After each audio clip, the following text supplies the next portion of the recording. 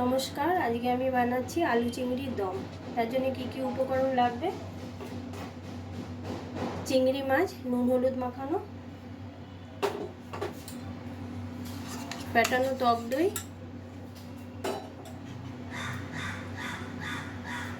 আলু ডুম ডুম করে কেটে রাখা আলু,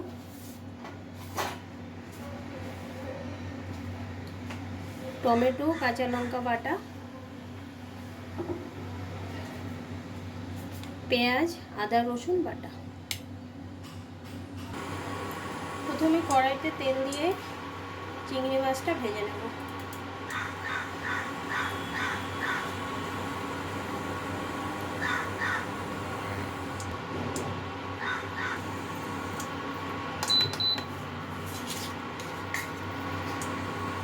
প্রথমে আমি চিংড়ি মাছগুলো ভেজে নেব।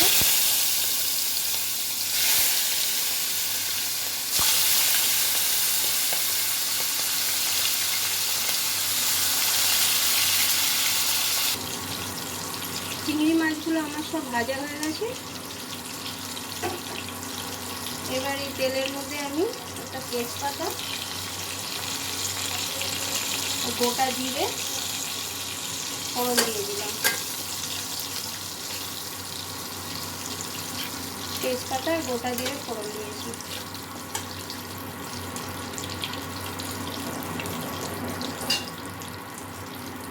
এর মধ্যে আমি পেঁয়াজ রসুন আদা বাটাটা দিয়ে দেবো।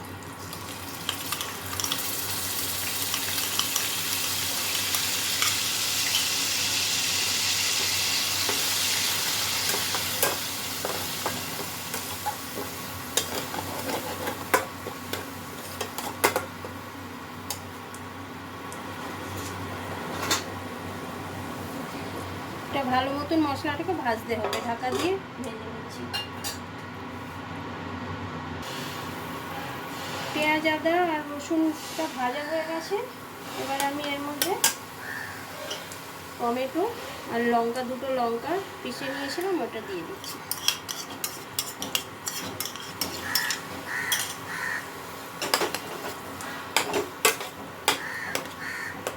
এটাকেও ভালো মতন ভেজে নিতে হবে।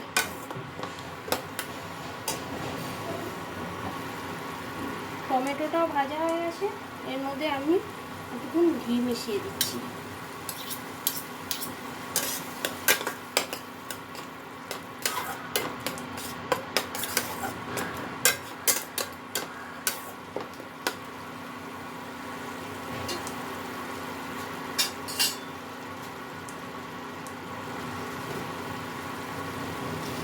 এর মধ্যে এখন আমি স্বাদ মতন নুন দিয়ে দেবো।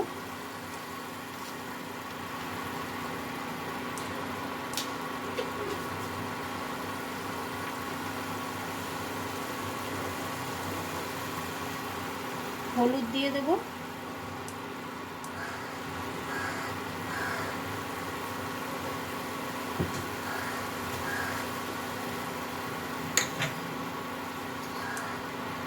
ধনের গুঁড়ো 1 চামচে। আমার আগেরটা জিরে গুঁড়ো দিয়েছিলাম, এটা হচ্ছে ধনের গুঁড়ো। ধনের গুঁড়ো 1 চামচে দিয়ে দিচ্ছি।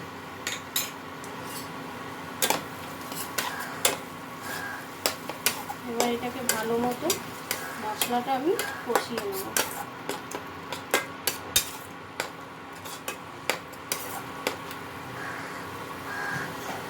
মশলাটাকে আর একটু কষাতে হবে। এর মধ্যে আমি ফেটিয়ে রাখা টক দইটা দিয়ে দিচ্ছি। আমি এখন স্টিমটা বন্ধ করে দিয়েছি, কারণ টক দই দিলে একটু ফেটে যেতে পারে, এই জন্য স্টিমটা বন্ধ করে রেখেছি। এবার আমি টক দইটা মিশিয়ে নেব ভালো মতো।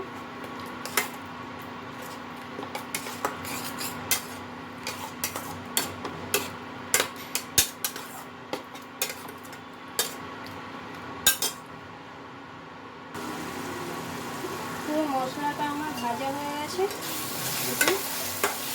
এবার এর মধ্যে আমি আগের থেকে সেদ্ধ করে রেখেছিলাম আলুগুলো দিয়ে দেবো।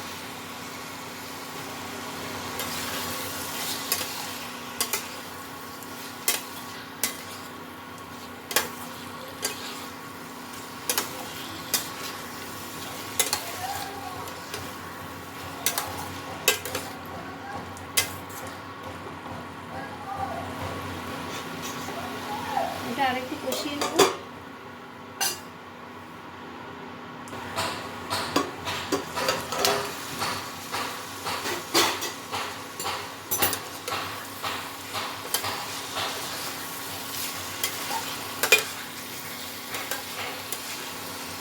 এবার এর মধ্যে আমি ভেজে রাখা চিংড়ি মাছগুলো সব দিয়ে দেবো।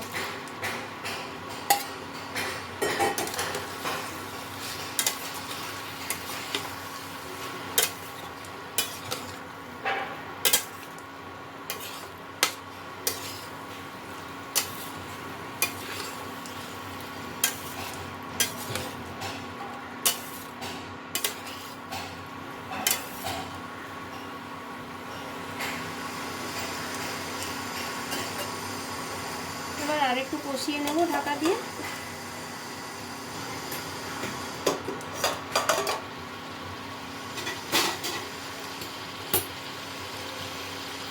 কষানো আমার হয়ে গেছে, এর মধ্যে এবার আমি জল মিশিয়ে দেবো।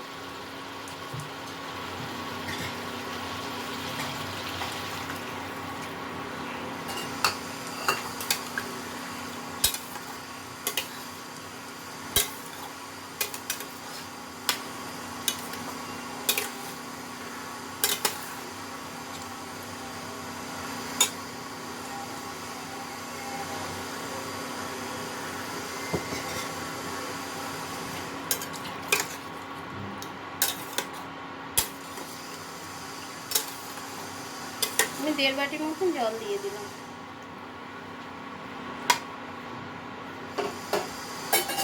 এবার এটাকে ফুটতে দিতে হবে ঢাকা দিয়ে।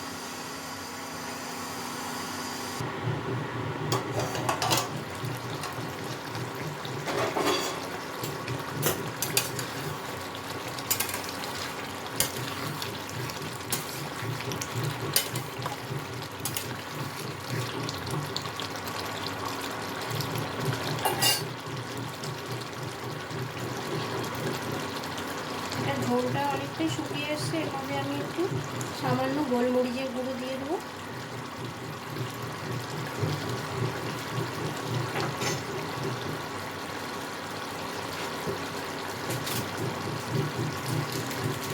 আর গরম মশলার গুঁড়ো দিয়ে দেবো।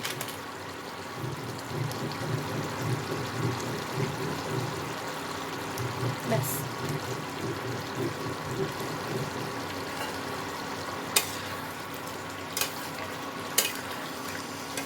এবার নাড়াচাড়া করে ঢাকা দিয়ে বন্ধ করে দেবো।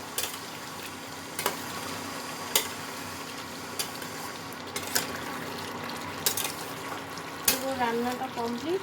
এবার ঢাকা দিয়ে এটাকে একটু রেস্টে রেখে দেবো।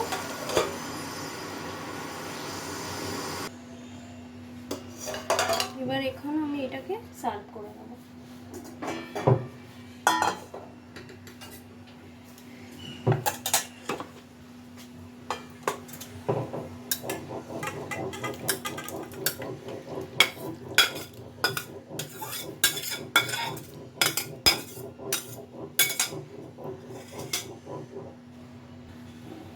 রান্নাটা আমার হয়ে গেছে, দেখুন। যদি ভালো লাগে একটা লাইক করে দেবেন।